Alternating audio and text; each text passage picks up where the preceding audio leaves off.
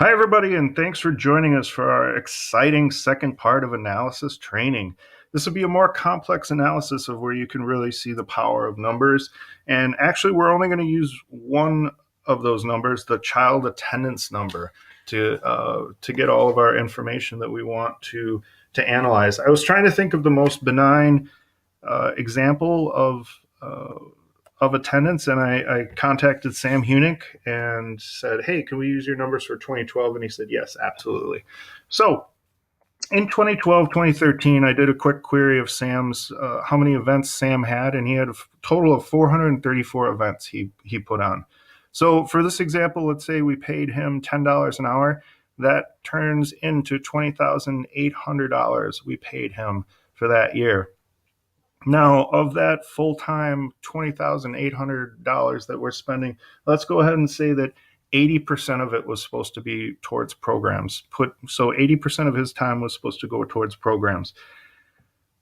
At $10 an hour, 80%, 20,800, 80% of that turns into 6,640. What does that mean? It means $16,640 of his staff pay that we're allocating is to go directly towards programs. The other 20%, maybe it's towards filing or doing paperwork, who knows what, but 80% of it is supposed to be spent on programs. Okay.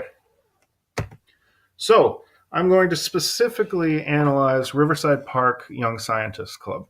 Now, doing another summary of events, it turns out that there were 172 young scientist events at Riverside Park. You have to be careful. There are editable fields in service use. So you'll see here, Young Scientists Club, Riverside Park Young Scientists Club, Scientist Club. Basically, all in all, it turns out that there are 172 young scientist events at Riverside Park. So 172 events divided by his total 434 events gives me 39% of his time. That means that 39% of his staff time is going towards Young Scientists Club. Total programmatic cost, $16,640 by his 39% of his time means that we are spending $6,489 of his salary just on Young Scientists Club. Doing some quick math, 6,489 divided by the total number of Young Scientist events, 172, gives us $35 per Young Scientist Club event. What does that mean? That means that every time someone types in Young Scientist Club in Service U at Riverside Park, it costs $35. Regardless of attendance to that program, regardless of cancellation, it costs us $35 for him to be at Young Scientist Club. So 39% of his salary is going towards it. We want 39% impact. However, if you look at the numbers, he's 1,739 spots were filled in his programs by kids. You'll see this down here. I did another quick summary of his total kids here. But 580 of those spots were in Young Scientists Club.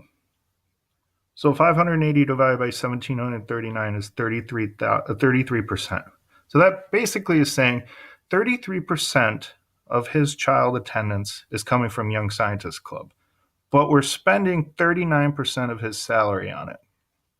So I'm actually getting a negative return by 6%. I'm losing 6% impact on Young Scientists Club. And when you do the math, that ends up being $359 that I am spending in staff that I am not getting an impact cost. I'm not getting an impact return of. That didn't make sense to me because I know Sam, and Sam seemed to always be working.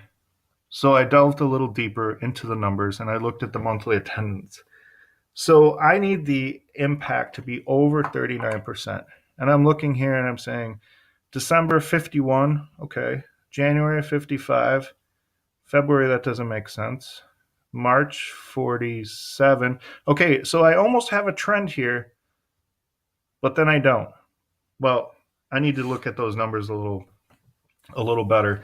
So I looked at February specifically, and it turns out that 51 out of 434 events he did not enter in February.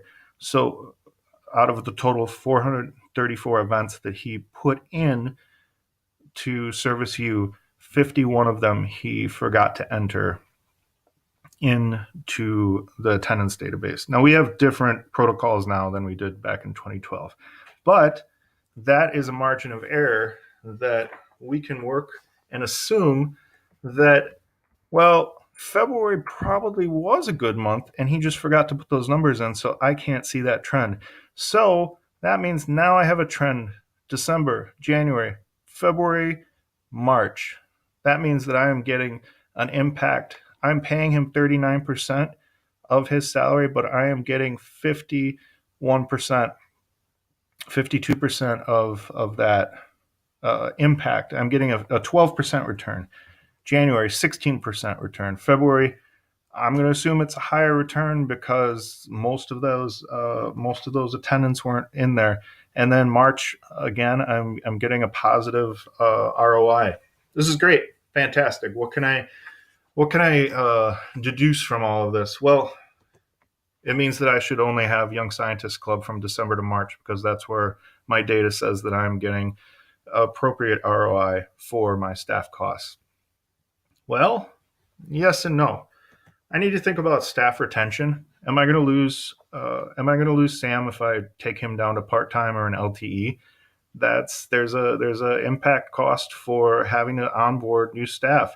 What about the fact that I can tell people that I have positive after-school nature-based activities for kids year-round? It's a pretty powerful statement. What about our mission? How Young Scientist Club fits into that? There's a lot of different reasons why you would continue Young Scientist Club outside of or through April through November. But according to the data, it says December through March is for sure the months that you're getting your positive ROI on his salary. So let's keep that a priority for Sam. What do you need to do? Well, you don't need to do anything if you don't want to. Well, according to me, not your director, but there's a lot of businesses, a lot of places where they don't use this because it's hard work. It's really hard work. And the problem is when you're not successful by going with that gut instinct, it really behooves you to find more information out, and the numbers help with that. Now, this shouldn't be taken lightly. This is a multi-year initiative. This is not something that you just stick in a drawer. This is a living, breathing document. And if you don't use it that way, then it's kind of a waste of your time. The other problem is that having the data forces you to come up with a better plan. There's no more excuse. You might not like what you find, and you might not like the decision that you have to make, but it forces you to make a decision either way, and you know why you're making that decision, and you can justify it. Like I said, with Young Scientist Club, should it be December through March, or should it be year-round? Well, that's a conscious decision we're making. So your homework for this, if you choose to proceed forward, I'd really like you to think about how you would define what you could define exactly, and in that definition, what you could measure. Not everything's quantifiable, but that's really what you try to find to analyze. The hope would be that you could control and improve either your revenues or your costs or whatever it is, to really have a grasp on what is going on in your department. So thanks for your time, and I'm here as a resource if you should ever want to talk about your department. And I appreciate having this opportunity.